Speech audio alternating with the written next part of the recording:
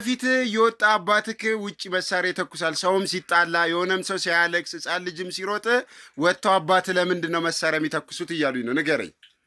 አንድ ጊዜ አባስና አላህ ይራማቸው አንድ የሆነ ልጅ ተጣሉ። እሺ ተው ሲባሉ እምቢ አሉ። ተው ሲባሉ እምቢ አሉ። እኔ በር ላይ ቁሜ አያቸዋለሁ። እሺ ጉሊቱ ሁሉ ተሰበሰበ፣ ህዝቡ ተሰበሰበ። ከዛ በኋላ ቀስ አድርጌ ገብቼ መሳሪያን አወጣውና አስፋልት ላይ ለኮስኩ። አንዴ ተኮስ። በጉሊቱም ያለ ቤትም ያለ የተጣላውም ያለ ሁሉ ብቻ ይቆም። አንተም አለመሮጥክ ተኩሴ ነው ባቆ እኮ ነው ተኮስ። አሁን ብቻ ይቆም። ገባ በላው። ከዛ በኋላ ያስፈልጋል ማለት ነው።